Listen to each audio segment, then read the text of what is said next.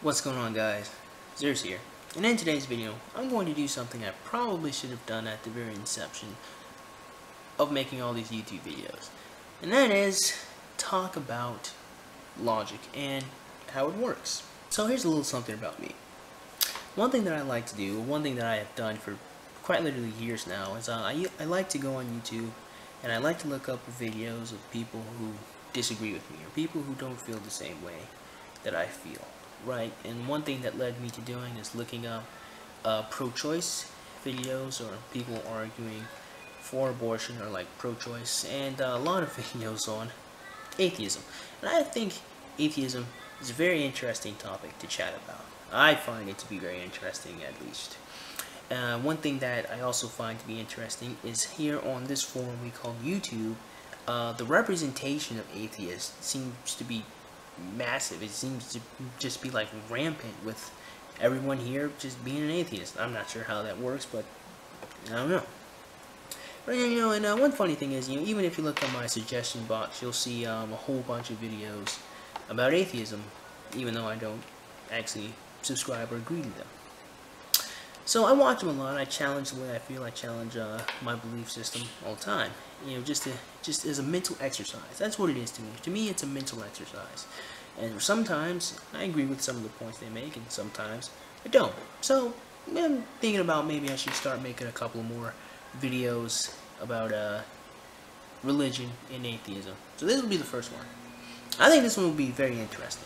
So this video here isn't to bash atheists. No, in particular, this video goes out to the user by the name of Cult of Destiny. Now, he's a pretty popular atheist here on YouTube.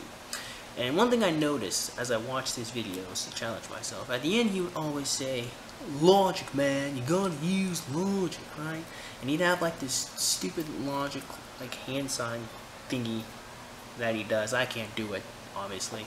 But he would always say logic, as if to imply that if you logically think about the Judeo-Christian God, that logically doesn't make any sense. Well, I'm here to challenge that, because I believe if anyone thinks that you can't use a logical argument to describe God or anything at all, then you probably don't know how a logical argument works. So that's what this video here is to do. This video is to explain how logic itself works. This video is not to prove whether or not God exists or not, because I can't do that. What I can do is show you guys the logic behind anyone's thought process, behind anything that they think. So that's what this video is about. This is more predominantly to Dusty and his ridiculous claim that logic doesn't work, because I don't think he knows what the fuck he's talking about. So without further ado, let's go. So first question, we always have to have ourselves a criteria, otherwise we won't know what we're talking about, right? So logic and its umbrella term, the very simple form of logic, or the definition of logic, is the science of thinking, proving, reasoning, anything, really. There's a whole bunch of different types of logic that we will not get into in this video, such as mathematical logic and foolish logic. We won't get into that in this video. We're just talking about basic arguments and basic construction of arguments, which is something feminists could learn a lot about. Right? So that's basically all logic is. Logic is just basically, in a nutshell, it's just reasoning. It's just finding things that make sense, right? And I find it funny how a lot of atheists here that I've watched here on YouTube will always say, as children, they could never really make sense of something, that something logically didn't make sense to them. Well, the very first thing I'm going to say is, simply because something does not make sense to you does not mean that it is wrong. Right? Before we go any further, I want to put that out. Just because a logical argument to you does not make sense or does not follow, does not invalidate said argument. So just because the existence of God does not make sense to you is not the same as saying that there is no God. But I'm pretty sure you guys already know this, so there really isn't much of anything to say. So today, we're going to be looking at very, very basic logical argument formats. Right? It's going to be relatively simple. We shouldn't be here too long. Right, so the very first thing we need to define is an argument. What is an argument? An argument isn't, two people that disagree with something and they go shout back and forth. In philosophy, or in rhetoric, an argument is a set of premises that prove a conclusion. So those are two parts of an argument. You have your premises, statements that are either true or untrue, and you have your conclusion, the point that you're trying to prove. So that being said, that means you have three different types of arguments.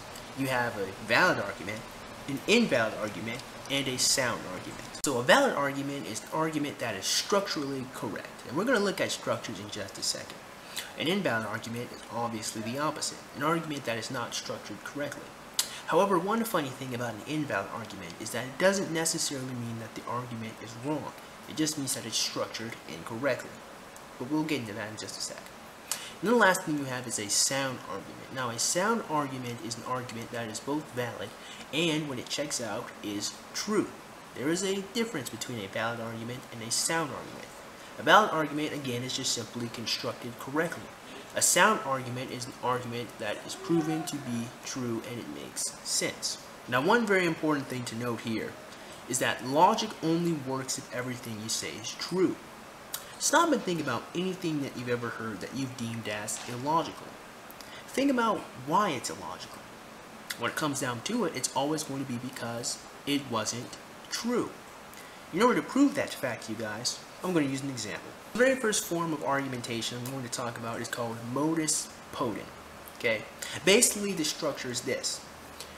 If A, then B. Since it is A, therefore it must be B. Very simple structure, right? And I'm going to show you guys the difference between a valid argument and a sound argument using that format. Watch this. Okay. So, pink elephants can shoot laser beams. Fred is a pink elephant. Therefore, Fred can shoot laser beams. Now, if you check out the logic and you check out all the premises, if everything I say is true, then it makes sense.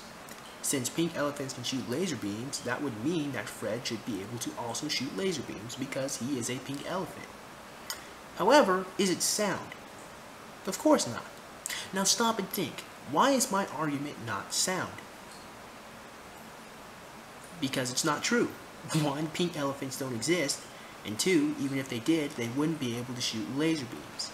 That's what makes that basic argument sound illogical. Now here's an example of a sound argument using the same basic modus ponens format. If I don't turn in my book report, I'll get an F. I didn't turn in my book report, therefore I got an F. Now if we check this out structurally, it makes sense. You get an F if you don't turn in the paper. You did not turn in the paper, therefore you got an F. Right? If everything I say is true, then that makes the argument sound. A sound argument is an argument that is both valid and true. Now briefly, let's talk about affirming the consequence. This is an invalid argument form. What it is if A then B, since not B is not A. Or the opposite. If A then B, since B then A. Right? So we'll use an argument that a lot of Christians like to use. This is how they reason most of the time. It's very simple. God created human beings. Human beings exist. Therefore, God created them, and thus He exists. Well, that doesn't work. The reason why is because simply having human beings exist does not prove that God is real, or that God was the one that created them.